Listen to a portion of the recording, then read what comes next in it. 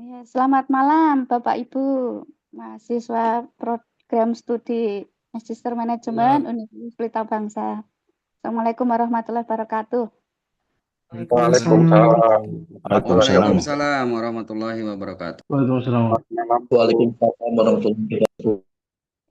Hari ini berbahagia sekali nih saya menyelenggarakan seminar untuk prodi MM. Pembicaranya ini saya banggakan teman seperjuangan dulu waktu di S1. Dr. Putri Mega Desiana. Tapi sekarang sudah jadi associate professor di FEB UI. Beliau ini eh, mengawali karir dulu dari asisten dosen di FEB UI. Kemudian pernah bekerja di Dutch Bank, kemudian di Research Center and Managing Director di AMJ, marketing jurnal nih. Terus habis Ya, itu betul. di riset hibah FEB UI. Sekarang nih jadi pejabat di Student Wellness Center FEB Dan UI. pejabat Pak Bu Ana, koordinator aja kita di situ. Jadi untuk menjaga kewarasan mahasiswa di FEB UI ada Student Wellness Center. Nah, ini Bu Putri ini, Bu Mega ini bosnya gitu, koordinator. Terus dengan bangga ini hari ini saya mengundang khusus Pak Rektor untuk memberi sambutan kepada Bu Mega karena Pak Rektor sih sering cerita, wah dulu saya kuliah dengan Bu Mega gitu. Saya persilakan Pak Rektor untuk memberikan opening speech untuk seminar hari ini. Monggo Pak Rektor, Pak Hamzah, monggo. Oke, terima kasih Bu Ana selaku Kaprodi MM FEB UPB. Bismillahirrahmanirrahim. Assalamualaikum warahmatullahi wabarakatuh. Ya, Waalaikumsalam warahmatullahi wabarakatuh. ini mungkin sebagian atau berapa mahasiswa MM saya yang kemarin saya ampu atau nanti di semester nanti saya ampu. Ini di malam ini kita mengadakan webinar MM. Kalau kemarin dan tadi pagi itu kan webinar yang untuk S1 ya. Eh, dari yang kemarin itu dari dekan FEB Universitas Jenderal Sudirman, yang tadi apa dari dosen dari Malaysia dan Thailand. Ya, ini eh, kali ini di malam ini dosen dari FEB UI. Ini kebetulan Bu Mega ya, ini eh, dosen saya kalau nggak ya Apa mungkin kabar, Pak masih Hamzah? ya masih ingat ya mungkin sama saya dulu di FEB ya. Ini Di kebetulan MM saya ya, sama Pak? Bu Ana ini ya, saya sepupunya, tapi ya sama-sama Hmm, dari UI.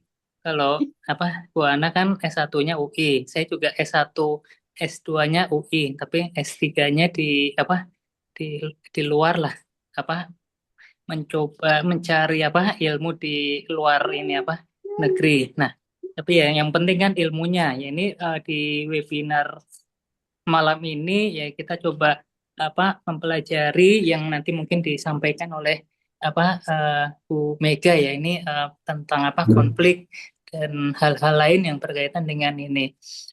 Saya masih ingat beberapa tahun lalu atau 2 tahun lalu itu Pak Teguh itu kan ngasih eh, ilmu melalui webinar juga. Ya kali ini kan dari Bu Mega ya, mungkin yang mahasiswa MM yang sekarang itu mungkin belum belum sempat ya. Mungkin kalau sekarang kita kehadiran dari Bu Mega ya, ini di dosen di MM FEB UI. Nah, ini ilmunya walaupun sama-sama MM tapi ya ya kurang lebih ilmunya juga sama. Yang penting nanti kan dipraktekkan, apalagi yang di industri yang udah bekerja di lingkungan masing-masing kan pasti menghadapi konflik yang bermacam-macam ya. Ini konflik antara karyawan, konflik dengan konsumen, konflik dengan siapapun itu pasti menghadapi. Nanti mungkin ilmu yang bisa kita dapat dari Bu Mega yang mungkin pengalamannya juga udah banyak pas mungkin di UI ataupun pengalaman ketika menghadapi mahasiswa yang pas saya kuliah dulu di FEB kebanyakan itu istilahnya ambis ya. Jadi ya saya cuman kebetulan nggak ambis, cuman yang penting targetnya lulus ya. Mungkin ini mahasiswa di UPB ini juga targetnya kan mungkin lulus ya, dan ilmunya bisa dipraktekkan. Mungkin itu dari saya. Terima kasih dikasih kesempatan tadi dikabarin Bu Ana nanti ada ini webinar narasumbernya dari FEB UI MM. Nah itu saya jadi ini Bu Mega kan saya yang ini eh, dosen saya dulu. Nah, mungkin itu. Terima kasih. Assalamualaikum warahmatullahi wabarakatuh. Waalaikumsalam Waalaikumsalam warahmatullahi. warahmatullahi wabarakatuh. Terima kasih Pak Rektor. Tidak berpanjang lebar, saya persilahkan kepada Ibu Asosiat Profesor Dr. Putri Mega Desiana SMM untuk memberikan seminarnya untuk hari ini. Monggo Bu. Baik, terima kasih banyak. Assalamualaikum warahmatullahi wabarakatuh. Selamat malam Bapak dan Ibu. Pertama-tama terima kasih Pak Dr. Hamzah Muhammad atas sambutannya ya. Jadi ingat beberapa waktu yang lalu, mungkin udah 5 tahun lebih ya Pak ya, pastinya ya. Berapa tahun yang lalu Bapak di MM ya Pak ya? Saya kurang Dulu ingat tuh tahunnya. 2016 ya berarti. 2016 ya, bahkan udah 10 tahun yang 10 lalu ya tahun. Pak. Iya, Masya Allah. Ya, jadi dulu dengan Pak Hamzah kita sama-sama di MM ya Pak, dan sekarang Bapak Masya Allah udah menjadi rektor. Semoga amanah dan juga bisa membawa Universitas Pelita Bangsa jauh lebih maju lagi gitu ya Pak. Nah, terima kasih juga kepada Bu Ana atas undangannya. Ya, Bu Ana tadi udah menyampaikan kami adalah alma mater yang sama ya, di angkatan yang sama waktu S1. Banyak ya Bu Ana kenangan kita ya. Oke, nah untuk tidak berlama-lama lagi karena waktu sudah semakin malam, izinkan saya Bapak Ibu untuk menyampaikan materi saya, ya materi yang sangat dekat dengan kita nih ya, tentang bagaimana mengelola emosi dan juga konflik. Dan di sini tentu saja mungkin lebih bagaimana di organisasi seperti itu ya. Nah ini izinkan saya untuk share screen. Apakah materi saya sudah terlihat? Sudah Bu, monggo. Sudah ya, Sudah baik. Bu. Jadi di sini kita Sudah, ingin Bu. memahami ya, menghadapi dan juga mengubah nih dinamika kerja. Jadi nanti di bagian akhir dari slide saya sedikit juga saya masukkan tentang stres. Kenapa? Ya mengelola emosi dan konflik ini tentu saja ujung-ujungnya kan bisa membawa pada stres ya, stres di dalam diri kita. Nanti ada beberapa slide ya yang mungkin bisa membantu kita untuk mengatasi stres ini seperti apa, dan kita juga bisa kelompokkan stres kayak apa sih gitu ya. Nanti jika ada pertanyaan, Bapak Ibu mungkin bisa silakan raise hand ya, mengajukan tangan, atau di bagian akhir Bu Ana. Biasanya gimana Bu Ana? Oh, di bagian akhir Bu Mega. Bagian akhir, baik, oke ya, di bagian akhir.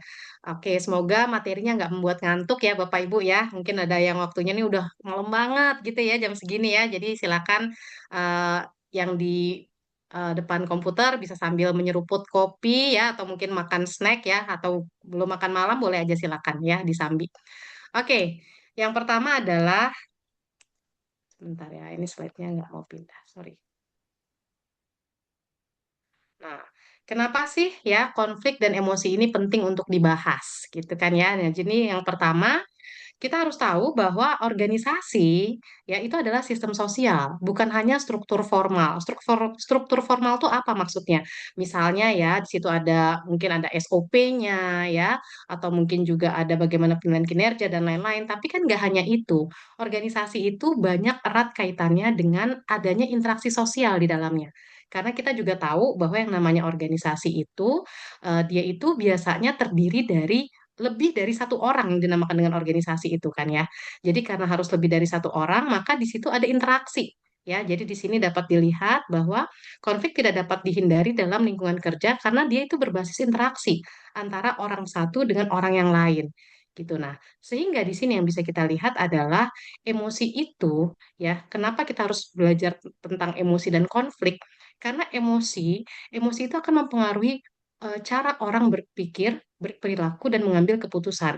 Saya contohkan ya, Bapak Ibu, ya teman-teman di sini, misalnya, kalau emosi kita itu positif, ya emosi kita positif terhadap sesuatu tuh biasanya kita lebih terbuka ya, kita mau menerima masukan, kita mau bekerja sama gitu kan ya. Nah, tapi kalau emosi kita udah negatif tentang sesuatu, maka biasanya ini akan menutup tuh ya. Kita mungkin akan berpikiran sinis, kita mungkin tidak mau terbuka tentang perubahan ya, kita tidak mau bekerja sama dengan orang lain. Nah, inilah yang akhirnya makanya kenapa kita perlu untuk membahas tentang emosi ini.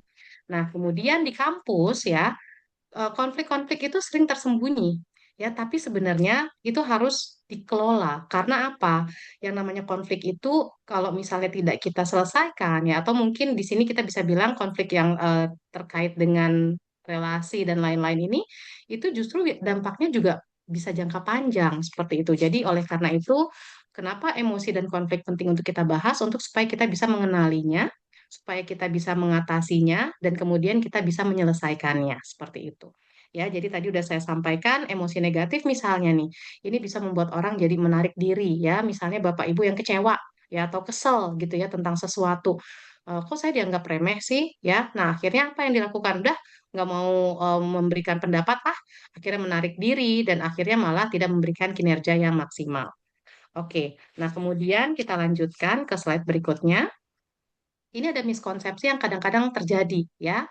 Yang pertama, emosi itu harusnya nggak ada karena emosi itu dianggap tidak profesional ya. Terus itu adalah sebuah mitos. Jadi ini saya sampaikan yang di kiri ini adalah mitosnya ya, bahwa emosi itu tidak profesional, dianggap tidak profesional, jadi emosi itu harus dihilangkan. Terus yang kemudian konflik dianggap sebagai tanda kegagalan kepemimpinan. Nih kalau ada konflik nih berarti pemimpinnya gagal nih gitu ya. Harusnya nih semuanya harmonis gitu. Nah, ini yang ketiga, harmoni dipersepsikan sebagai indikator organisasi yang sehat. Dan yang keempat, konflik sebaiknya dibiarkan, dipendam, atau dialihkan.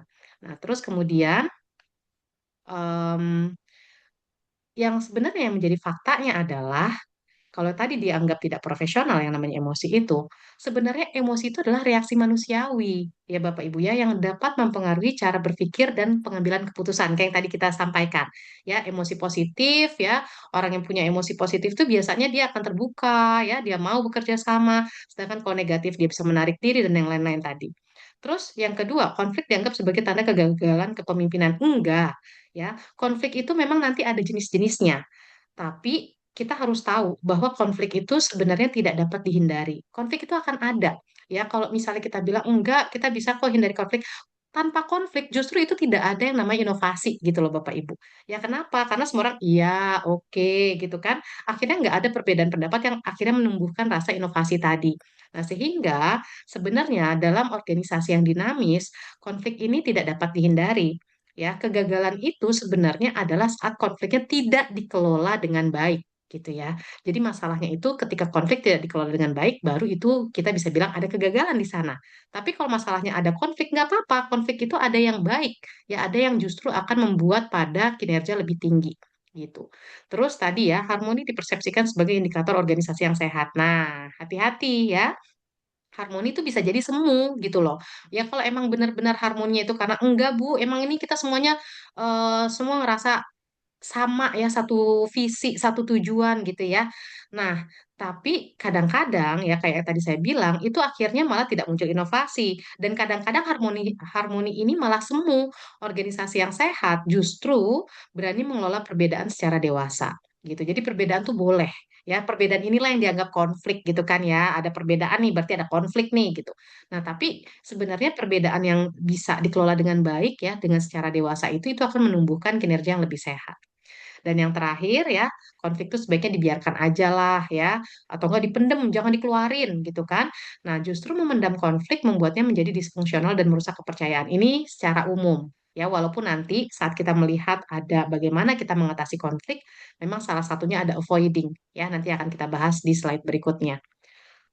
Oke, selanjutnya eh, kita masuk ke emosi ya di dalam kehidupan organisasi nih. Jadi karena tadi kita udah bahas ya kenapa sih emosi dan konflik ini penting kita bahas gitu kan. Sekarang kita masuk ke emosinya dulu gitu ya Bapak Ibu ya. Emosi di dalam kehidupan organisasi. Apa sih yang dimaksud dengan emosi? Nah, emosi itu merupakan reaksi perasaan yang muncul dari pikiran dan situasi tertentu. Nah, ini biasanya jangkanya pendek. Misalnya ya, habis dicubit gitu ya, kan kita kesel ya, kita marah gitu. Nah, jangkanya tuh pendek. Dia itu cetus akibat ada hal tertentu yang membuat dia merasakan hal itu gitu. Misalnya marah ya, sedih, senang gitu ya. Mungkin Bapak Ibu baru dapat hadiah, kan senang gitu ya. Atau mungkin baru mendapatkan sesuatu yang mengerikan ya, mendengar sesuatu yang mengerikan, itu kan jadi takut dan sebagainya. Itu emosi gitu ya. Nah, terus kemudian ada perbedaannya dengan mood. Ada nih bedanya dengan mood. Kalau mood itu apa sih? Nah, mood itu adalah suasana hati yang bersifat lebih umum dan bertahan lebih lama. Ya, mood ini kadang-kadang nggak jelas nih penyebabnya apa. Ya, lagi sendu aja sih. Ya, lagi feeling gloomy aja gitu ya. Kenapa? Ya nggak tahu nih kenapa ya. Mungkin waktunya bisa lebih panjang ya, bisa jam yang lebih panjang atau hari yang lebih panjang gitu ya. Mungkin kadang-kadang ada yang disebabkan oleh, nah ini dia nih, mood itu juga bisa disebabkan oleh akumulasi dari emosi. Ya, misalnya nih, kan Bapak Ibu di dalam rapat, misalnya di organisasinya, pendapatnya waktu lagi rapat itu mungkin atasan meremehkan pendapat Bapak Ibu gitu ya. Ketika meremehkan atau mungkin merasa dikucilkan gitu ya, sedih, kecewa gitu di situ. Nah, karena ini terakumulasi sering gitu ya, lama-lama jadi bete ya, jadi ngerasa nggak nyaman dan lain-lain. Nah, inilah yang membawa pada mood tadi, gitu. Nah, jadi karena mood ini lebih jangka panjang, tapi mood ketika kita lagi mood yang nggak enak gitu ya, akan lebih mudah tersulut emosinya gitu. Jadi emosi berkepanjangan akan menyebabkan mood, tapi mood ini akan men-trigger gitu ya, memudahkan orang terkena emosi selanjutnya gitu. Nah, emosi ini berpengaruh terhadap apa aja? Ya, emosi itu bisa berpengaruh terhadap penilaian terhadap rekan kerja. Ya, ketika kita marah gitu ya, terus kita akhirnya mungkin bisa jadi nggak fair ya dalam menilai orang lain. Terus respons terhadap terhadap kebijakan. Jadi kebijakannya sebenarnya baik-baik aja sih, tapi karena kita lagi kesel, kita lagi ngerasa nggak dianggap gitu kan ya, akhirnya kita ngerasa, "Oh, itu kebijakan apaan sih?" gitu ya. Akhirnya malah ngerasa itu bukan kebijakan yang baik atau yang tepat buat organisasi. Dan juga kualitas kolaborasinya gitu. Mungkin karena nggak suka dengan seseorang ya, merasa aduh dia tuh kalau ngomong suka nggak jaga omongan ya, aku tuh suka sebel kalau dengar dia ngomong misalnya. Akhirnya dalam kualitas kolaborasinya itu dia tidak mau mengungkapkan banyak pendapat ya, karena takutnya nanti dianggap remeh lagi dan seterusnya. Nah, ini contoh di kampus misalnya atau di organisasi Bapak Ibu, perasaan tidak dihargai setelah rapat ya, itu biasanya seringkali lebih mempengaruhi ya, gimana dosen atau Bapak Ibu gitu ya di sini bersikap dibandingkan dengan hasil keputusan rapat itu sendiri. Jadi yang tadi saya sampaikan tuh, sebenarnya sih hasil keputusan rapatnya oke, tapi karena saya diperlakukan dengan tidak baik di situ, saya jadi kayak ngerasa, ah itu apaan sih hasil keputusan rapatnya kok gitu banget gitu ya. Nah ini adalah bentuk dari pengaruh dari si emosi tadi gitu Bapak Ibu. Nah kita lanjutkan. Eh, yang namanya emosi ini sangat terkait ya dengan teori ini nih, affective events theory. Ya, teori ini menyampaikan bahwa peristiwa sehari-hari di tempat kerja itu dapat memicu reaksi emosional atau afeksi ya dan suasana hati. Yang mana si reaksi emosional ini pada akhirnya akan mempengaruhi sikap dan perilaku kerja kita gitu. Nah, misalnya ya, misalnya tadi deh contoh yang mungkin udah saya sampaikan tadi ketika sering sekali merasa tidak dianggap ya, akhirnya ini kita membuat kayak jadi males deh kerja di kelompok itu gitu ya, jadi males deh kerja kelompok, saban mau kerja kelompok kok perasaannya jadi nggak enak sendiri gitu ya. Atau misalnya juga eh, nah ini kalau kita jadi dosen gitu ya atau Bapak Ibu di sini mungkin pernah mendapatkan penugasan yang tidak selaras gitu ya dengan harapannya. Padahal udah sempat disuruh ngisi form gitu, mau ngajar apa.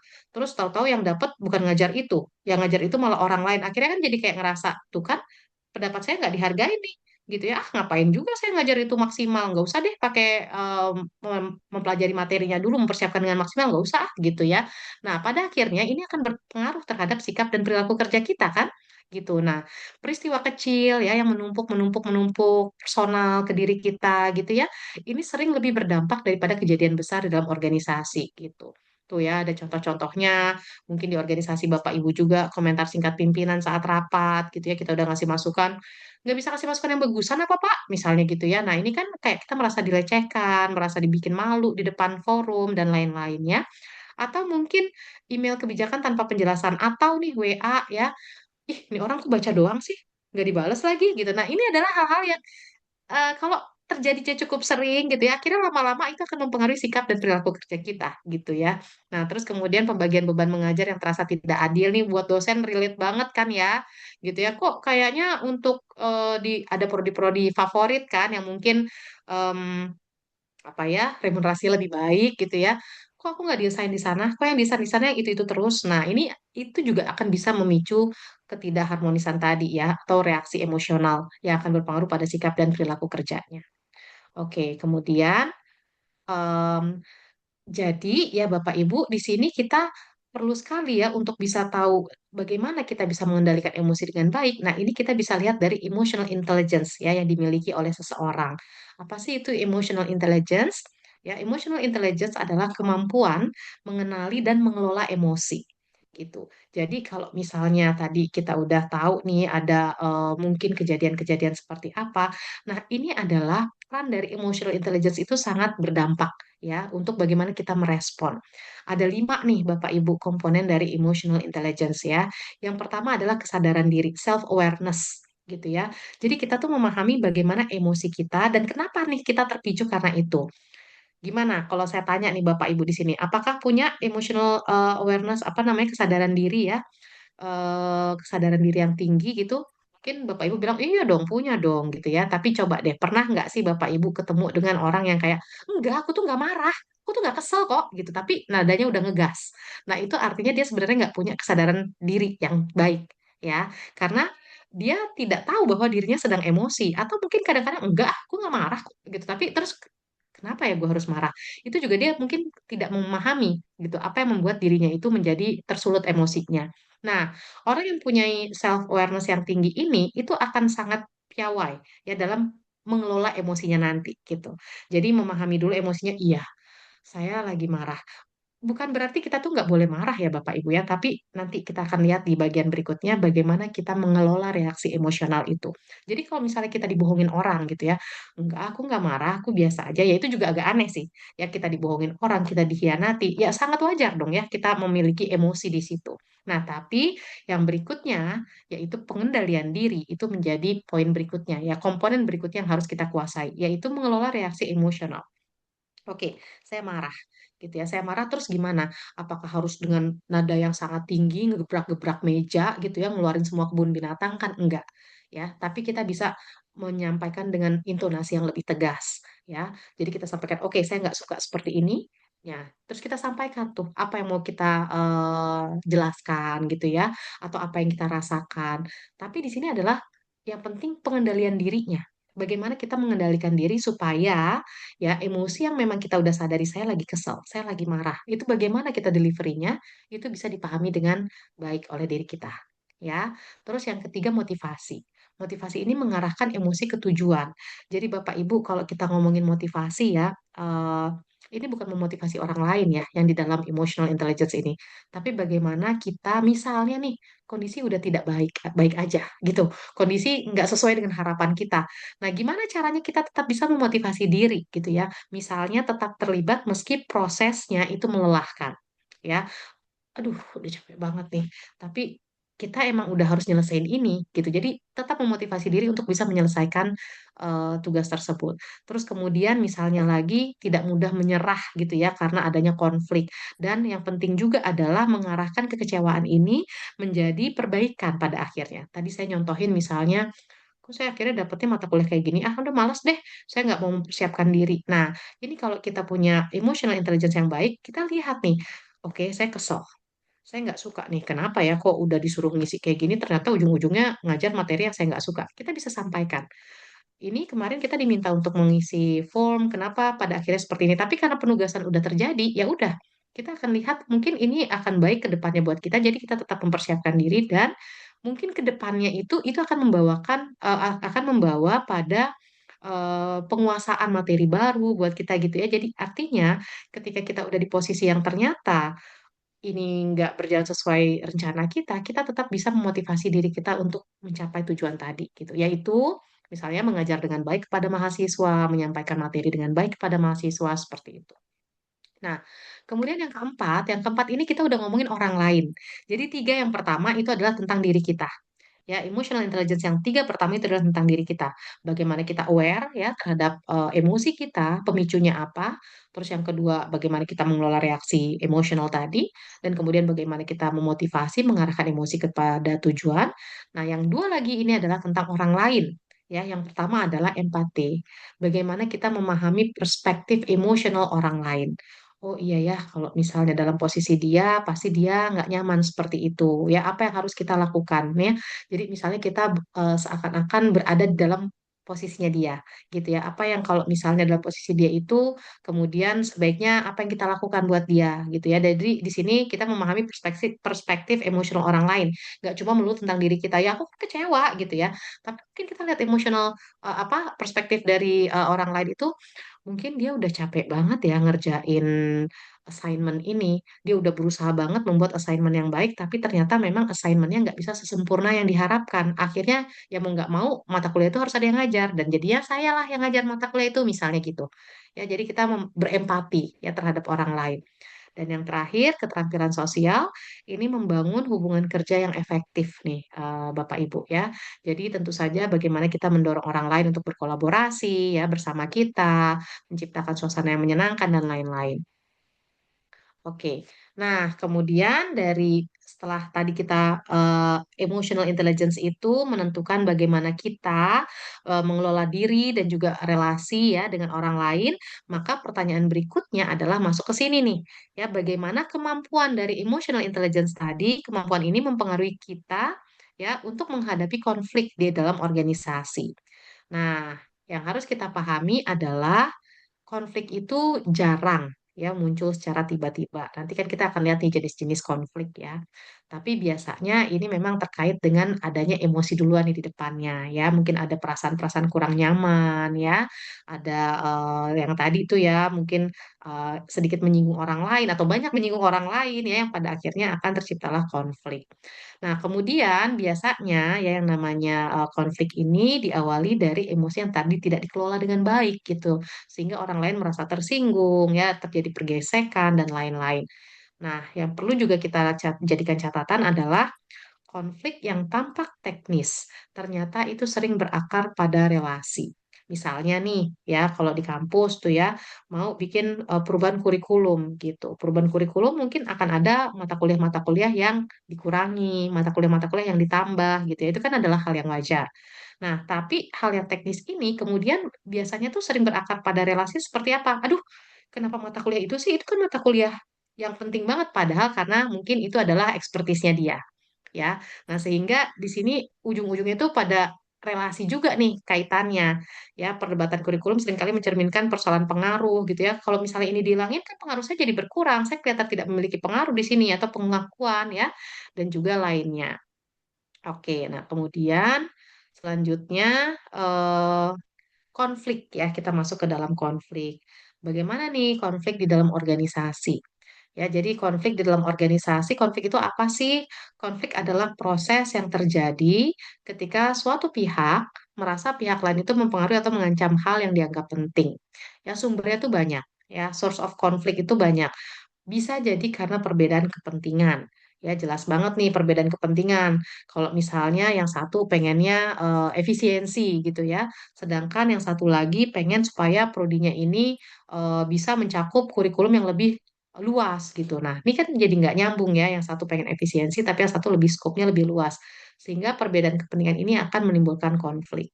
Terus keterbatasan sumber daya. Ya, misalnya untuk anggaran riset gitu kan, anggaran riset adanya cuma sekian, tapi sebenarnya riset yang harus dilakukan cukup banyak nih gitu ya, pendanaan yang dibutuhkan cukup besar. Nah, sehingga tentu saja ini akan menjadi sumber konflik juga gitu. Kemudian ketidakjelasan peran ya, mungkin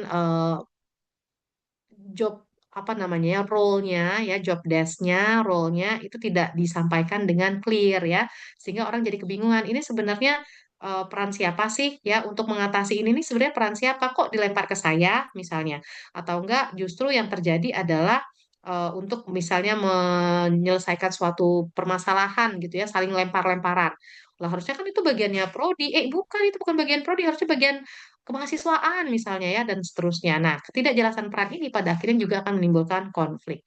Nah, kemudian yang berikutnya adalah perbedaan nilai dan juga ekspektasi.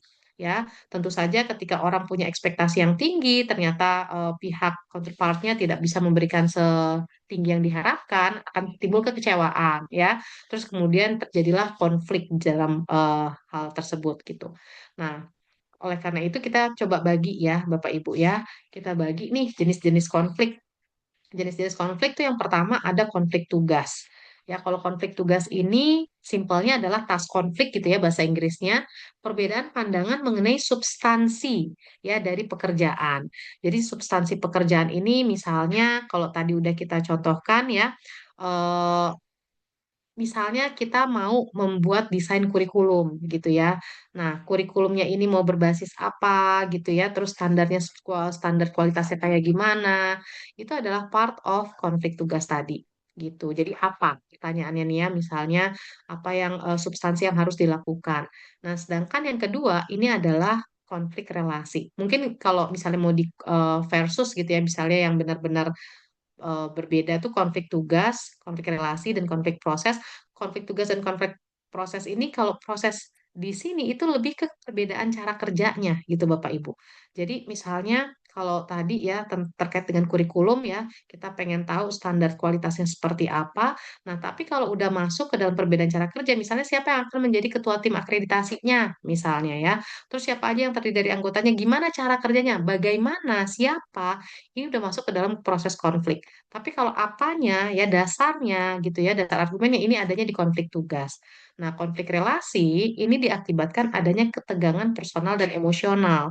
Ini biasanya nih ya, kurang lebihnya nih ketidaksukaan gitu akibat senioritas sama junior apa namanya adanya senioritas di dalam apa namanya organisasi misalnya gitu ya, ada yang senior ada yang junior, atau enggak emang simply nggak suka aja karena suku misalnya, saya nggak suka tuh kerja sama suku ini soalnya suku ini ngegas mulu misalnya ya, atau enggak saya nggak suka suku itu agak agak lelet gitu. Nah, itu adalah konflik relasi, ketidaksukaan akibat personal, ketegangan akibat personal dan juga emosional. Nah, kalau kita bilang nih Bapak Ibu, dari tiga jenis konflik ini, apakah semuanya buruk? Gitu. Nah, coba ini kalau Bapak Ibu mungkin pernah belajar konflik sebelumnya atau merasakan konflik, apakah semua konflik itu buruk? Atau konflik ada yang baik? Atau gimana? Nah, coba kita bahas ya. Konflik pada dasarnya ya, untuk konflik tugas dan konflik proses itu bisa memberikan kebaikan asal ya dia tidak terlalu tinggi. Jadi semua yang tinggi, baik itu konflik tugas ataupun konflik proses, kalau dia terlalu tinggi, maka dia tidak akan baik buat organisasi. Tapi kalau kita maintain dia low sampai moderate gitu ya. Jadi yang tadi tuh kalau suasananya aman damai selalu gitu ya, itu pada akhirnya tuh nggak ada pencetus ide-ide baru ya, semua orang sepakat-sepakat aja, akhirnya nggak muncul tuh cara-cara inovatif. Nah, perlu tuh dipercikin sedikit konflik-konflik di situ justru, ya, yang misalnya adalah konflik tugas atau konflik proses, tapi jangan terlalu tinggi. Jadi kita buat dia low aja, atau kita buat dia sampai ke moderate gitu. Nah, sedangkan yang satu lagi nih, yang si konflik relasi, ini memang selalu tidak berujung pada kebaikan biasanya. Kenapa? Ya itu tadi ya, misalnya nggak suka nih anak muda kok begitu gitu ya, atau enggak, itu kan udah tua makanya dia pemikirannya nggak bisa kayak anak muda sekarang. Nah, hal-hal seperti ini nih yang harus dihindari, yang tengah ya. Konflik relasi ini adalah konflik yang harus kita hindari, sedangkan konflik tugas dan konflik proses keduanya bisa memberikan kebaikan asal kita maintain dia low hingga moderate aja, jangan terlalu tinggi gitu Bapak Ibu, karena kalau dia di level moderate dia akan bisa menciptakan performance yang baik juga buat perusahaan. Sedangkan konflik relasi pada dasarnya dia tidak akan memberikan kebaikan ya, karena berdasarkan pada personal dan juga emosional. Oke, nah kalau tadi saya udah bilang terkait dengan bagaimana dia bisa menciptakan performance dan lain-lain, maka konflik fungsional inilah yang katanya ya, yang pada akhirnya akan menciptakan kinerja yang tinggi ya, inovasi dan lain-lain, memperkaya perspektif soalnya nih si konflik fungsional tadi ya, meningkatkan kualitas keputusan. Jadi Bapak Ibu bisa bayangkan ya, kalau misalnya di dalam sebuah organisasi, sebuah tim yang atasan atau misalnya tim leadernya bilang, gimana nih ya, kita pakai cara yang lama aja, oke? Oke, gitu kan. Akhirnya nggak ada cara-cara baru. Nah, dengan adanya konflik fungsional yang mungkin dengan tadi apanya atau bagaimana atau siapa, sebenarnya itu bisa memperkaya perspektif jangan dia. Yang ini nih sebenarnya lebih bagus loh, gitu kan. Dengan cara-cara ini nih lebih bagus. Nah, atau meningkatkan kualitas keputusan. Sedangkan konflik disfungsional, ya ini pada akhirnya akan merusak kepercayaan, ya, menguras energi emosional dan juga menurunkan kinerja. Tadi yang saya sampaikan kalau konflik relasi pada dasarnya dia adalah ujungnya akan menuju pada konflik disfungsional. Sedangkan yang task konflik atau konflik tugas dan konflik proses, kalau terlalu tinggi pada akhirnya juga dia akan disfungsional gitu ya. Nah, catatan pentingnya ya banyak nih konflik-konflik di kampus ya mungkin atau di organisasi-organisasi kita pada akhirnya berubah menjadi disfungsional karena emosi yang tidak dikelola sejak awal. Tadi emosi membawa pada apa? Pada konflik relasi gitu ya Bapak Ibu. Nah, kemudian sekarang kita masuk nih. Bagaimana sih cara mengelola konflik gitu ya? Cara mengelola konflik tuh ada 5 ya, 5 cara menghandle konflik gitu. Yang pertama adalah yang paling ideal nih. Kalau yang mau yang paling ideal, maka dia yang paling bekerja samanya tinggi, cooperativeness-nya tinggi, sama assertiveness-nya juga tinggi. Assertiveness itu bagaimana kita memperhatikan kepentingan orang lain gitu ya. Nah, jadi kalau di sini kita pengen berkolaborasi. Kolaborasi itu yang paling ideal, ya win-win. Bekerja sama untuk menemukan solusi yang saling menguntungkan. Nah, hampir mirip ya dengan kompromi. Tapi kompromi ini ada bagian yang kita korbankan. Ini misalnya nih, saya mau bekerja sama dengan Bu Ana. Kalau kolaborasi itu benar-benar diskusinya tuh lama ya. Jadi supaya dua-duanya ini benar-benar untung gitu ya, tidak merasa ada yang dikorbankan, itu adalah kolaborasi. Semua yang saya inginkan tercapai, semua yang Bu Ana inginkan tercapai.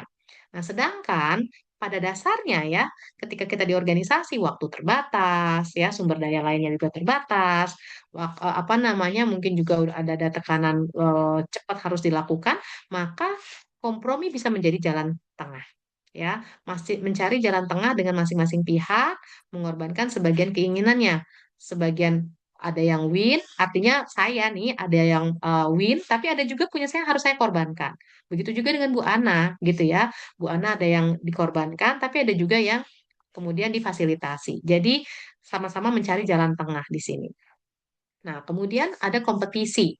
Ya, kompetisi ini dengan tegas mengejar tujuan sendiri tanpa mempedulikan pihak lain. Misalnya saya lagi ya dengan Bu Ana gitu ya. Saya pengennya saya yang menang nih. Akhirnya saya benar-benar menekan supaya Bu Ana ini tidak mendapatkan kesempatan ya dalam proses eh, pengelolaan konflik ini gitu. Nah, jadi semuanya harus saya yang menang. Nah, ini sebenarnya adalah kalau misalnya kita ngomongin tentang hubungan jangka panjang itu kurang baik ya. Masa iya sih orang setelah diperlakukan seperti ini masih mau punya hubungan jangka panjang? Jarang banget gitu kan ya. Nah, sedangkan yang lawannya itu adalah accommodating atau akomodasi. Ini justru saya mengalah banget gitu. Udah deh Bu Ana aja deh. Semua keinginan Bu Ana iya, saya benar-benar menahan diri untuk tidak supaya tidak terjadi konflik yang tadi itu ya, saya benar-benar menahan diri deh gitu ya. Nah, atau yang terakhir yang menghindar. Menghindarnya saya ngerasa nggak usah dibahas deh, mendingan nggak usah ketemu ya, nggak usah diobrolin itu konflik, dihindarin aja sekalian, nggak usah dibahas sama sekali gitu. Nah, itu ada 5 cara nih, Bapak Ibu. Sekarang pertanyaannya, mana sih yang paling bagus gitu ya? Nah, kalau mana yang paling bagus, sebenarnya tidak ada kondisi ideal bahwa semua kondisi bisa pakai kolaborasi. Nggak gitu juga gitu. Walaupun kita bilang kolaborasi semua kan dapat win-win ya. Iya, tapi tadi kan saya udah sampaikan juga ada constraint waktu yang mungkin tidak tercapai. Di kompromi pun sebenarnya kalau kita pikir kita mau win-win, win-lose gitu ya, dua-duanya kedua belah pihak dapat, iya sih. Tapi ternyata ada loh situasi-situasi yang kompromi pun bukan menjadi jalan keluar terbaik gitu. Jadi karena ini gaya mengelola konflik, apakah ada gaya tertentu yang yang akan selalu baik gitu? Ternyata enggak juga. Ya ada yang tergantung kondisi gitu loh. Jadi misalnya tadi ada yang kompetisi ya, yang kompetisi ini kapan bisa dibilang baik untuk kita lakukan? Saya melakukan ini, saya mau orang lain itu tidak memakai pendapatnya, tapi harus pendapat saya adalah ketika ya saya merasa bahwa memang pendapat saya ini dilihat dari semua aspek ini tanpa tidak bermaksud subjektif gitu ya. Tapi saya dengan pengalaman yang banyak, saya tahu sekali nih bagaimana sebenarnya ini akan terjadi di depan gitu kalau ini tidak dilakukan dengan cara saya, maka saya akan dalam tanda kutip memaksa ya cara saya yang harus dilakukan. Atau misalnya kalau di rumah tangga ya, seorang ayah yang tahu nih emang harus begini, kalau nggak begini nih nanti malah justru akan si anak malah akan mendapatkan bahaya. Akhirnya nggak pakai kompromi gitu kan ya, nggak pakai kolaborasi, langsung dikasih aja, pokoknya harus begini gitu. Mungkin akan menciptakan konflik, tapi memang itu dianggap yang terbaik gitu, dengan memberikan informasi atau memberikan keputusan seperti itu. Nah, perbedaannya adalah akomodasi. Tadi kan ya, kita membiarkan orang lain dengan pendapatnya. Itu bisa kita pakai caranya kapan? Kalau misalnya, ya misalnya nih saya eh, ngelihat nih, oh Bu Ana pengen banget ya tentang ini. Dan ini nggak prinsipil. Tadi yang kompetisi itu biasanya kalau kita udah ngerasa ini prinsip. Ya prinsipil banget, nggak boleh diganggu gugat, maka saya mau pakai kompetisi gitu. Tapi pastikan memang yang ingin disampaikan itu menguntungkan organisasi, bukan menguntungkan diri sendiri. Itu boleh aja gitu ya Bapak Ibu ya. Artinya saya emang bebas dari bias bahwa ini kebutuhan buat saya, subjektivitas saya. Enggak. Nah, yang akomodasi, kalau misalnya kita ngeliat gini, kalau saya biarkan nih Bu Ana dengan pendapatnya, toh ini nggak prinsipil-prinsipil banget, biarin aja ya Bu Ana yang menang di sini ya. Kan nanti besok-besok saya bisa bilang, ih kemarin kan udah Bu Ana yang pakai caranya, sekarang pakai cara saya dong. Jadi kita bisa nego gitu ya. Jadi akomodasi ini bisa aja kita gunakan kalau kita ngerasa kita bisa mendapatkan poin supaya besok-besok kita bisa minta gantian gitu ya. Dan itu sesuatu yang bukan prinsip nih waktu kita memberikan kesempatan ke orang lain, itu bukan suatu prinsip yang harus kita pertaruhkan, yang harus kita pegang teguh gitu. Jadi ya udahlah pakai cara dia juga nggak apa-apa. Nah, yang terakhir yang avoiding ini juga menarik ya, menarik diri dari konflik atau menunda penyelesaian. Mungkin buat sebagian orang nggak banget nih untuk dilakukan gitu. Tapi sebenarnya ada aja ya kadang-kadang suatu kejadian yang eh, kayak ngabisin waktu, ngabisin energi, padahal nggak penting gitu ya. Kalau misalnya kita biarkan lama-lama juga semestinya itu akan hilang sendiri gitu. Nah, apalagi mungkin ini bisa difasilitasi juga ya dengan atasan gitu kan yang kayak eh, dua anak buahnya mungkin lagi berseteru secara personal gitu, tapi benar-benar dua-duanya itu kayak nggak mau gitu ya kalau misalnya dibahas malah makin ribut makin kayak meledak-meledak gitu ya meledak-ledak yang akhirnya terjadilah ketidakharmonisan. Nah, tapi kalau nggak dibahas, mereka tetap bisa kerja bareng gitu loh. Ya, nah ini mendingan nggak usah dibahas gitu. Ya udah biarin aja. Mungkin di dalam diri-diri mereka itu ada ketidaknyamanan gitu ya. Tapi kalau misalnya mereka tetap bisa perform dengan baik ya sudah, nggak apa-apa. Daripada itu harus ada apa sih dengan antara kalian tuh ada apa sih sebenarnya? Nah, yang hal-hal seperti itu malah pada akhirnya bisa membuat konfliknya semakin runcing gitu. Jadi ini sangat tergantung dari bagaimana konflik yang terjadi di tempat kerja kita. Nah, kemudian yang tadi udah saya sampaikan ya, tidak ada satu gaya terbaik untuk semua situasi ya Bapak Ibu ya, tergantung situasinya seperti apa. Nah, pertimbangan utama dalam menentukan gaya mengelola konflik diantaranya adalah satu nih, kepentingan isunya. Seberapa besar dampak isu bagi institusi atau tujuan bersama gitu ya. Jadi kalau misalnya memang isunya itu penting kayak tadi saya bilang prinsipil dan lain-lain, kita tahu nih pihak lawan itu sebenarnya sangat bisa merugikan perusahaan kita dengan hal seperti itu. Nah, maka ini juga bisa menjadi kita highlight cara mana yang akan kita lakukan. Hubungan jangka panjang, tadi saya udah bilang, ya kalau emang kita butuh hubungan jangka panjang, mungkin kita harus mau berkolaborasi di situ, ya, atau berkompromi di situ, gitu kan. Nah, terus struktur kekuasaannya, apakah ada wewenang dari orang atau posisi yang lebih kuat, gitu kan. Kalau tadi saya bilang kayak ayah, gitu kan, ya, siapa nih kalau yang kita masih sebagai anak, berani melawan kuasa ayah gitu kan, apalagi ayahnya udah ngerasa paling benar dengan prinsip-prinsipnya ya udahlah ya mau nggak mau kan kita sebagai anak mengikuti gitu ya. Terus tekanan waktu tadi udah saya sampaikan apakah ada keputusan segera yang harus diambil. Nah, ini contoh ya apa yang terjadi di kampus, menghindari konflik tadi kan ya, bisa jadi aman, bisa jadi ya untuk isu-isu kecil. Tapi kalau misalnya ini dilakukan untuk sesuatu yang strategis itu sangat membahayakan. Jadi tergantung ya bagaimana konflik yang dirasakan, seperti apa konfliknya, dan juga pertimbangan-pertimbangan tadi harus dipertimbangkan dengan matang. Nah, kemudian ini ada beberapa tipsnya ya mengelola emosi dan konflik secara praktis. mengenali dan menamai emosi sejak dini. Kenapa? Karena kita kadang-kadang perlu memvalidasi emosi itu, teman-teman ya, Bapak Ibu. Jadi ibaratnya kalau kita misalnya nih tentang terkait dengan kurikulum yang tadi ya, kita sebagai dosen terlibat dalam tim kurikulum. Terus yang mau dihilangkan adalah mata kuliah kita. Sebenarnya kan kita pasti ngerasa kayak kenapa ya? Ini orangnya sentimen apa gimana sih gitu kan? Ini gimana nih kalau ini yang akan dilakukan? Nah, kita harus address bahwa oh ya, saya ngerasa nggak nyaman ke diri sendiri ya, bukan berarti terus kita mengungkapkan ini ke orang lain nggak. Ini saya ngerasa nggak nyaman. Sebenarnya apa sih yang membuat saya ngerasa nggak nyaman? Yang tadi emotional intelligence ya. Jadi kita address dan kemudian baru apa yang harus saya sampaikan. Mungkin bukan berarti kayak eh, kita menyudutkan gitu ya dan lain-lain enggak, tapi kita akan menyampaikan bahwa apa sih perbedaan atau kenapa ini harus dilakukan. Jadi dengan adanya pernyataan-pernyataan tersebut, pertanyaan-pertanyaan tersebut akan muncul diskusi di situ ya. Terus kita harus memisahkan persoalan dari individunya ya, juga dengan organisasi, mengubah tudingan menjadi pertanyaan tadi ya, menurunkan eskalasi sebelum mencari solusi dan juga membangun rasa aman psikologis. Apa sih psychological safety itu? Jadi orang bisa mengungkapkan pendapatnya ya, orang bebas menyatakan opininya dia tadi ya, memberikan pertanyaan dan lain-lain. Di situ bisa dilakukan. Nah, banyak persoalan organisasi itu sebenarnya bukan karena kurang kompetensi ya, tapi kadang-kadang konflik-konflik yang terjadinya itu lebih ada pengaruh-pengaruh emosi di dalamnya. Akar masalah sering terletak pada emosi dan konflik yang tidak dikelola.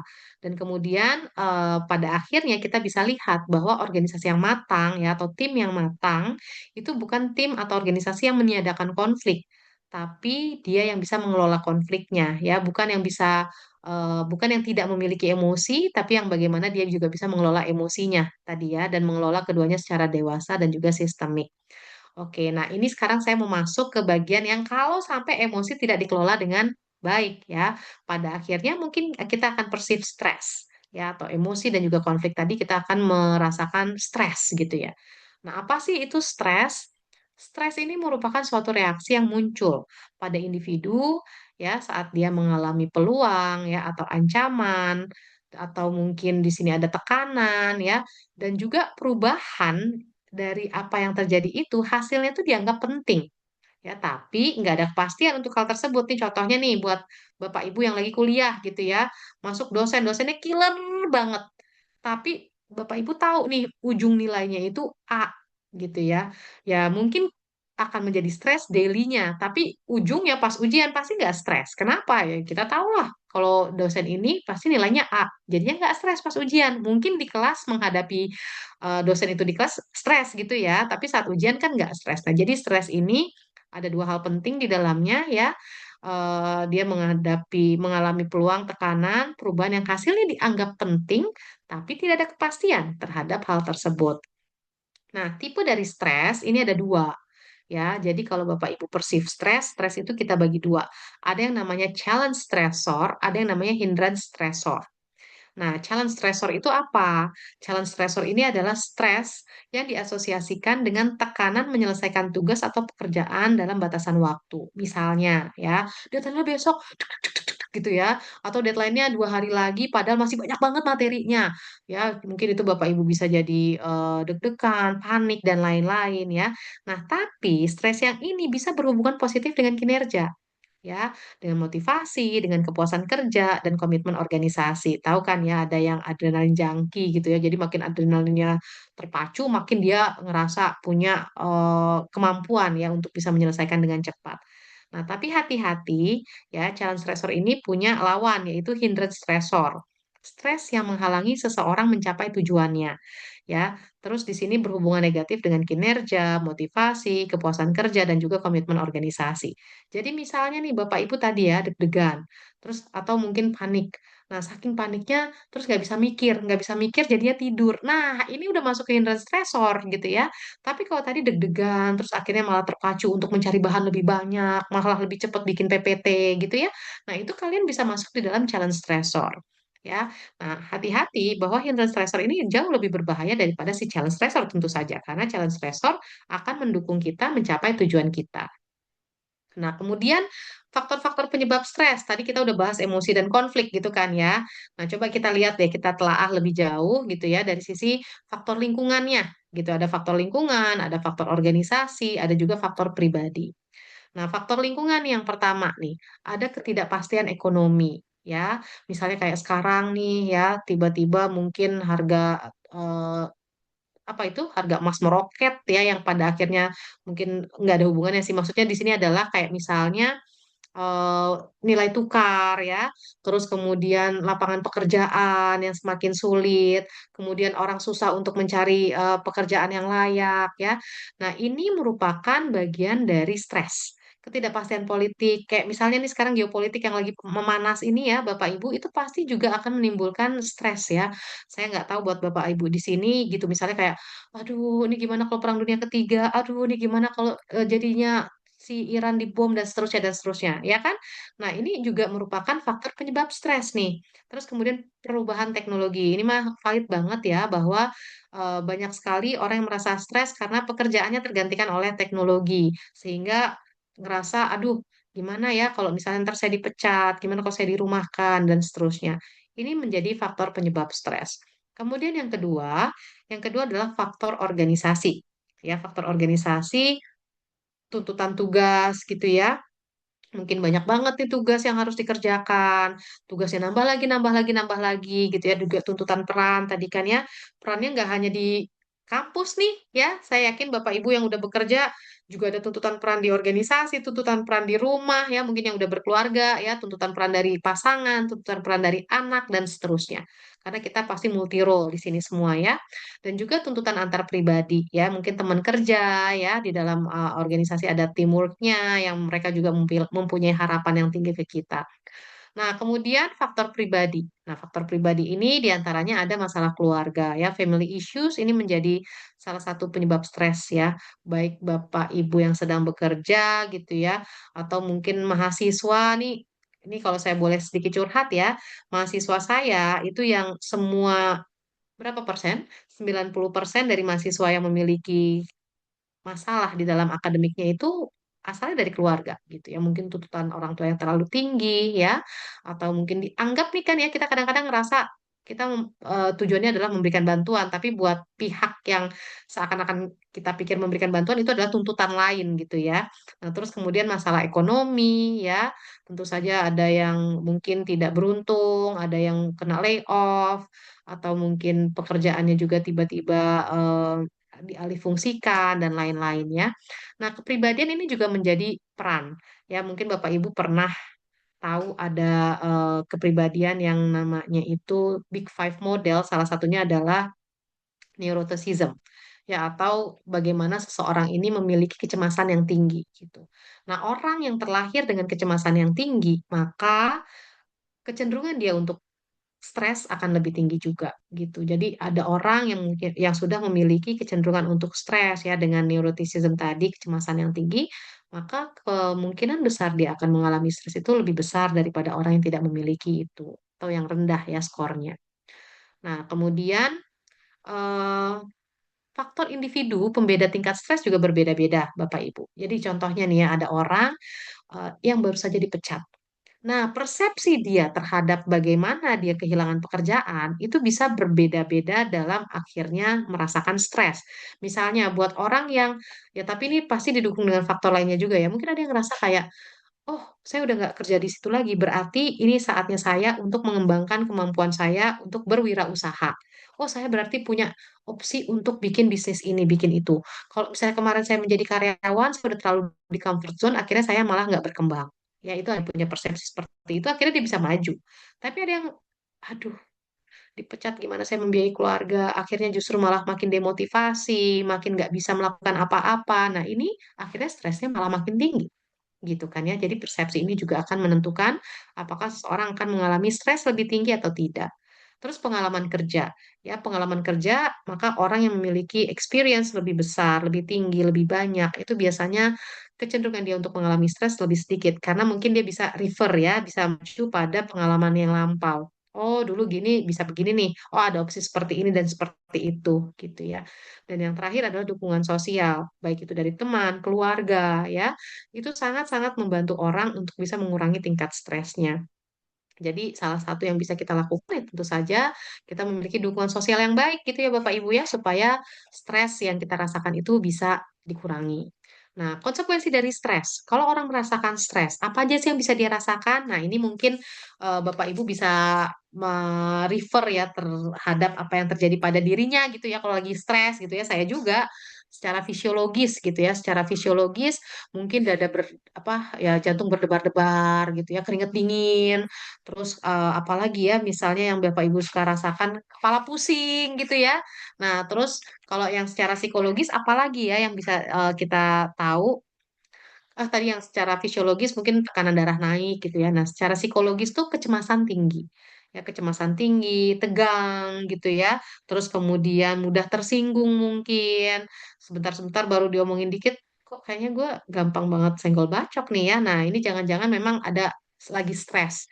Jadi kalau lagi stres banget gitu ya, misalnya lagi ada deadline apa, atau mau ujian, materi belum selesai dibaca, terus atau orang nanya, ini pertanyaan biasa sebenarnya, tapi karena kita lagi stres banget, maka kita kayak, sebentar kenapa sih? Akhirnya malah gampang marah ya, gampang terpacu untuk marah. Terus mungkin juga ada yang progres di sini ya, nih yang tadi Bu Ana tanya, ya yang mau sidang gitu ya. Ini udah mau sidang tapi kok malah sibuk benerin baju, ya rapi-rapihin barang. Terus mungkin yang selama ini nggak pernah dikerjain jadi dikerjain. Nah ini progres ya. Biasanya penundaan pekerjaan ini karena sebenarnya konsekuensi dari stres atau mungkin stres yang tidak dirasakan gitu ya. Misalnya kayak aku pikir aku nggak stres, tapi ternyata sebenarnya itu karena stres makanya bisa melakukan hal tersebut. Nah, atau yang ketiga ya perilaku. Nah, ini perilaku ini juga macam-macam nih.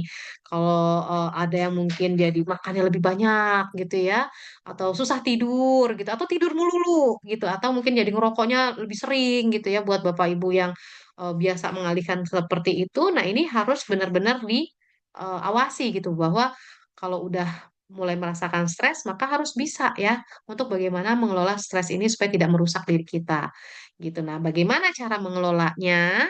Bagaimana cara mengelolanya? Ada beberapa nih. Ada dari dua hal ya. Yang pertama adalah dari individu, nanti yang kedua dari organisasi gitu. Kalau Bapak Ibu udah kerja di eh, organisasi tertentu mungkin bisa membantu ya. Ibaratnya mengajukan ke organisasi, yuk kita coba adakan hal seperti itu untuk mengurangi stres dari karyawan. Nah, kalau dari individu nih yang pertama pengelolaan waktu ya. Karena apa? Ketika kita mengelola waktu dengan baik, maka kita bisa mengelola stres yang tadinya tuh kayak ya itu ya, mungkin yang mau ujian tapi materi belum selesai, mau presentasi materi belum kelar, mau ngumpulin tapi masih banyak banget. Nah, itu kan mungkin karena pengelolaan waktu kita nih yang nggak benar. Ya, kita harus mau nyicil ya. Jangan sistem kebut semalam, dikumpulin minggu depan ya mungkin kalau misalnya tugasnya udah dikasih dari bulan lalu ya udah sedikit demi sedikit dikerjakan.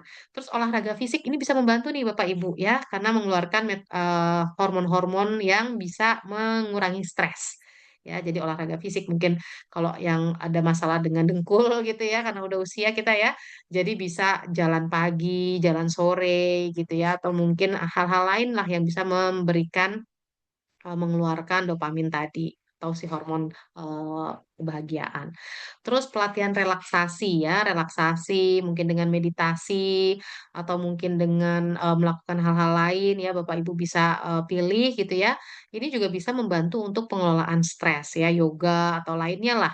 Terus kemudian memperluas jaringan sosial. Ini relate dengan dukungan sosial tadi gitu ya dengan kita mempunyai jaringan sosial kita bisa nggak cuman mendapatkan kayak dari orang lain tenang aja, nasihat, tapi juga dari pengalaman mereka kita bisa belajar ya. Jadi memperluas jaringan sosial ini kita bisa menambah pengalaman ya, bisa menambah teman dan lain-lain sehingga bisa membantu kita untuk mengelola stres. Dan yang berikutnya, yang terakhir ya, pendekatan dari organisasi. Nah, kalau dari organisasi yang pertama adalah ketika kita menempatkan karyawan, kita pastikan bahwa karyawan yang kita hire gitu ya memang udah cocok sesuai dengan eh, job organization fit gitu, job person fit ya, job person fit. Jadi pekerjaan dengan orang tersebut memang udah fit. Nah, kalau memang belum fit, memungkinkan nggak di organisasi untuk memberikan job placement ya? Jadi mungkin dipindah ke tempat yang memang lebih sesuai untuk dia. Nah, ini kalau kita ngomongin kepribadian juga ya, individu dengan external locus of control biasanya lebih rentan terhadap stres ketimbang individu dengan internal locus of control. Yang internal locus of control itu orang yang ngerasa bahwa eh, apa yang dia capai itu adalah karena dia memang mau mengusahakan itu. Kalau yang eksternal locus ya takdir aja, keuntungan aja gitu ya. Jadi bukan karena effortnya. Ya kalau masalah Allah yang memberikan kemudahan ya pastilah ya. Tapi intinya yang internal locus of control ini dia merasa memiliki keyakinan bahwa apa yang saya lakukan itu akan berdampak pada hasilnya. Makanya dia mau melakukan usaha dengan baik, ya lebih mampu beradaptasi dan berkinerja lebih baik. Nah, terus kemudian training ya. Perusahaan bisa memberikan training nih yang bisa meningkatkan self efficacy dari si karyawannya. Self efficacy itu adalah keyakinan diri ya. Salah satu bentuknya dari self efficacy adalah kalau kita pernah di posisi itu terus besok-besoknya atau mungkin mengalami kejadian itu besok-besoknya kita mengalami kejadian yang serupa, kita bisa recall tuh memori itu. Ya, buat Bapak Ibu yang lagi S2 ya, apa yang bisa membuat Bapak Ibu yakin Bapak Ibu bisa selesai di sini? Nah, ingat lagi nih, oh dulu waktu S1 aku selesai, aku bisa kok nyelesain ini, gitu. Jadi dengan kita ingat bahwa kita pernah di posisi yang sama ya, mau ujian akhir gitu kan, dan sekarang menghadapi itu lagi, kita bisa recall memori itu dan kita yakin bahwa kita bisa melaluinya. Terus kemudian realistic goal setting, bikin tujuan-tujuan itu yang challenging ya, yang menantang, tapi memang yang doable gitu, yang bisa dilakukan. Jangan sampai yang terlalu berlebihan sampai akhirnya frustrasi sendiri gitu ya. Nah, itu bisa meningkatkan motivasi kita. Kemudian redesign of job ya dengan melihat bahwa kita tahu nih karyawan-karyawan itu nggak semuanya loh suka enrich job gitu ya. Mungkin ada yang suka dikasih otonomi, iya. Tapi ternyata nggak semua orang tuh mau ke posisi yang lebih tinggi. Itu mungkin kalau Bapak Ibu sekarang ngikutin perkembangan ya, banyak Gen Z yang nggak mau ya untuk dinaikin posisinya karena apa? Kenaikan posisi tidak dianggap ber apa tuh namanya ya, memiliki hubungan yang selaras dengan work-life balance, ya, dan posisi yang naik itu ternyata income-nya juga nggak naik-naik amat gitu kan ya. Jadi buat mereka mendingan work-life balance yang lebih dijaga. Nah, sehingga di sini nih kita harus bisa mendesain dengan baik ya sebagai orang dalam organisasi, kira-kira apa yang bisa memotivasi karyawan kita. Terus kemudian increase employee involvement, meningkatkan employee control dan juga empowerment, improve organizational communication dengan mengurangi role ambiguity dan juga role conflict. Ini penyebab stres nih jelas ya. Ketika kita nggak tahu nih harusnya gimana sih, harusnya kayak apa gitu ya. Nah, ini juga bisa menjadi salah satu penyebab stres. Role konflik tadi ya, misalnya peran saya sebagai ibu, peran saya sebagai karyawan, ntar tahu-tahu saya disuruh begini padahal kondisi di rumah lagi begitu gitu kan ya. Nah, ini juga bisa menjadi penyebab stres. Terus extended voluntary ada employee sabbatical ya, jadi memberikan sabbatical leave gitu ya kepada karyawan, extended voluntary leave, jadi adanya cuti-cuti yang jumlahnya itu cukup banyak sehingga membuat karyawan itu bisa lebih refresh ya ketika dia kembali ke dunia kerja. Dan yang terakhir ada corporate wellness program, yang workshop mengenai kondisi mental atau fisik employee yang bisa membantu karyawan untuk mengenali stresnya ya, mengatasi stresnya, mengelola stresnya dengan baik gitu. Oke ya, mungkin itu aja materi dari saya. Silakan jika ada pertanyaan dari Bapak Ibu. Bu Ana, saya kembalikan kepada Bu Ana. Terima kasih, Bu Mega. Bapak Ibu, saya cerita sedikit ya. Saya itu dulu waktu di MM Angkatan 1 itu ada yang pintar banget. Sepertinya IPK-nya juga 4 sih. Saya pikir dia itu akan ngambil konsentrasi peminatan itu manajemen keuangan. Pikir saya kan anak pintar ya. Wah, keuangan ini pasti. Ternyata enggak, dia itu malah milihnya SDM. Bagi dia SDM itu menantang. Dan kayaknya itu ya ini kalau lihat materinya Bu Mega ini ya aneh. Saya kan biasanya orang pemasaran. Jadi ya isinya gitu-gitu aja, keputusan pembelian, promosi gitu kan tidak terlalu banyak melibatkan naik turun. Lah kalau Bu Mega ini tadi yang dijelaskan kan kalau di tesis berpengaruhnya negatif semua itu. Stres berpengaruh negatif ya, terus emosi ya berpengaruh negatif, terus konflik ya berpengaruh negatif. Jadi ini topik hari ini tuh topik yang biasanya dihindari kalau lagi nulis tesis karena biasanya tidak berpengaruh positif tapi berpengaruh negatif lah. Apa penjelasannya? Wah itu ini penjelasannya panjang kali lebar. Terus kemudian Harus dikelola yang ya Bu Ana. Jadi kita harus ibu mengenali untuk mengelolanya gitu Bu Ana. ya, iya, makanya tapi begitu mahasiswa itu tesisnya berpengaruh negatif kan biasanya udah bingung dulu Bu Mega. Wah itu membutuhkan Harus apa? merenung, harus Nah, merenung ya. iya. Kalau berpengaruhnya positif kan gampang Bu Mega. Lah ini berpengaruhnya negatif. Jadi apa harus pintar bersilat lidah ini. Kemudian yang kedua, waktu Bu Mega menjelaskan itu saya langsung ingat dengan pimpinan saya yang dulu.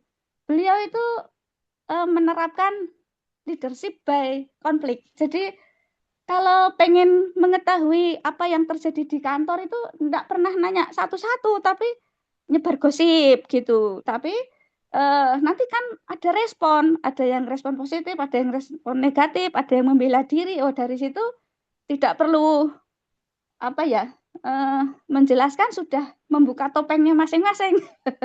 Misalnya ada membuat apa ide-ide gila gitu. Kemudian kan kayak di kelas saja ada yang positif, ada yang negatif. Kalau semua satu kelas itu setuju gitu kan kelas jadi tidak menarik. Begitu perintahnya adalah buat diskusi sebelah kanan pihak yang setuju, sebelah kiri pihak tidak setuju. Nah, itu kan pasti memunculkan dinamika di kelas. Jadi sama, beliau itu juga suka memunculkan dinamika di kantor. Tapi yang bagus itu ketika Bu Mega tadi mengatakan bahwa itu ada levelnya low sampai moderat. Dan itu ternyata saya baru sadar waktu Bu Mega bilang bahwa itu adalah konflik tugas dan proses. Asal jangan yang konflik relasi. Kalau konflik relasi itu parah.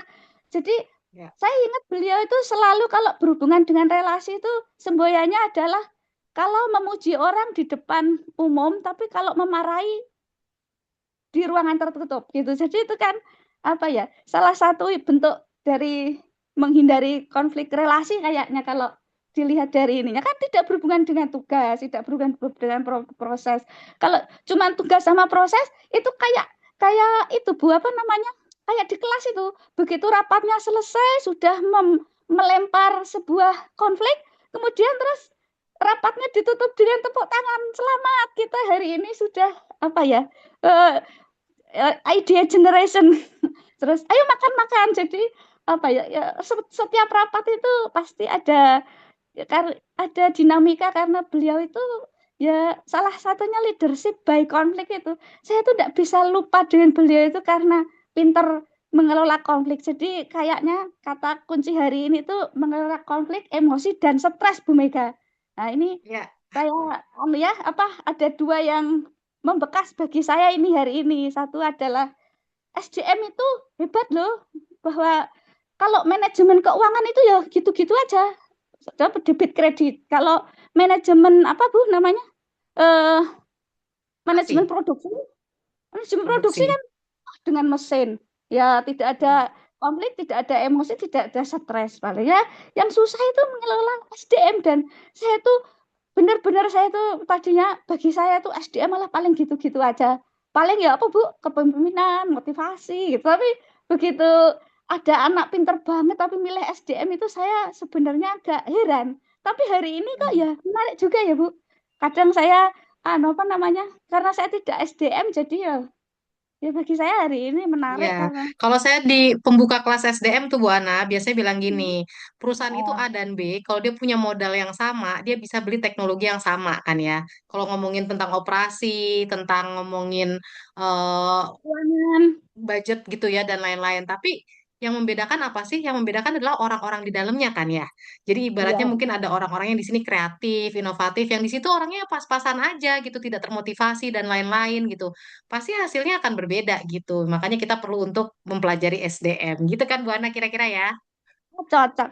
Nah, sekarang ini saya membuka pertanyaan bagi Bapak Ibu, siapa yang pengen bertanya pada Bu Mega ini, mumpung kita kedatangan dosen FEB UI loh. Lah, ada yang mau tanya, mau resen apa gimana? Bu, itu ada yang tanya, Bu. Boleh. Apakah Oke. kreatif untuk mencegah Oh, ini stresor? mau yang dari teks dulu atau mungkin yang panjat yang angkat tangan dulu ya Bu Ana ya?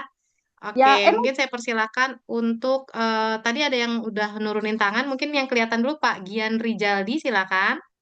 eh, monggo Baik, Pak. Hmm. selamat malam Ibu Mega. Selamat malam Pak.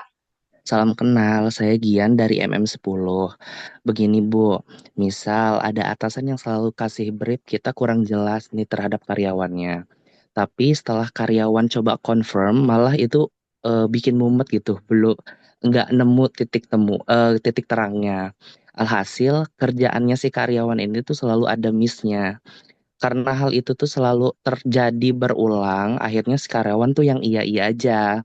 Nah, yang mau saya tanyakan, apakah konflik yang muncul akibat briefing yang kurang jelas itu merupakan tanda kegagalan karyawan atau justru kegagalan sistem komunikasi atasan? Dan seberapa berbahaya harmoni palsu ketika karyawan ini memilih diam karena lelah untuk meminta klarifikasi? Terima kasih. Oke, baik, makasih Mas Pak Gian ya. Mungkin langsung jawab ya Bu Ana biar saya nggak lupa ya Bu Ana. Ya, langsung. Oke, jadi yang pertama ya, yang pertama ini akibat dari case yang disampaikan oleh Pak Gian ini, apakah karena komunikasi, apakah karena kegagalan dari karyawan yang tidak memahami atau kegagalan komunikasi. Nah, kalau saya dari informasi yang tadi Pak Gian sampaikan ya, kalau memang karyawan itu tidak bisa memahami komunikasi briefing yang diberikan oleh atasan, kemudian sudah coba diklarifikasi tapi malah makin mumet, mungkin memang atasannya perlu pelatihan komunikasi nih Pak ya untuk bisa menyampaikan dengan baik apa yang menjadi idenya beliau gitu. Karena kan berarti kalau karyawan ini bukan satu orang ya, karyawannya tuh sekelompok karyawan gitu kan ya Pak. Kalau cuma satu, ya mungkin yang harus diperhatikan juga adalah apakah karyawan ini yang tidak mampu mencerna komunikasi dari pimpinannya. Tapi kalau sekelompok karyawan yang memang tidak paham, maka jangan-jangan memang si atasan inilah yang memang belum memiliki kemampuan yang baik dalam mengkomunikasikan. Karena kan nggak semua orang pintar tuh pintar berkomunikasi juga gitu ya Pak ya. Mungkin di otaknya tuh luar biasa hebat, tapi nggak bisa keluar dengan baik gitu. Nah, berarti atasan ini perlu ya mendapatkan pelatihan training terkait dengan bagaimana mendeliver materi atau visi misinya dia ke karyawannya. Mungkin Pak, misalnya juga ya, mungkin bahasanya nggak sama nih gitu ya si atasan dengan ide yang luar biasa tadi itu adanya di level atas gitu. Jadi ibaratnya masih ngawang-ngawang, si bawahan nggak bisa mentranslate itu menjadi operasionalnya seperti apa. Nah, berarti itu tadi kan ya, bagaimana nge-match antara dua itu. Cuma, kalau yang saya bisa sarankan adalah ketika ini adalah banyak karyawan yang tidak paham, maka atasan harus memperbaiki pola komunikasinya gitu. Nah, lucunya nih kalau misalnya itu diiya-iyain aja, dugaan saya pasti hasilnya nggak akan sesuai dengan harapan atasan dong.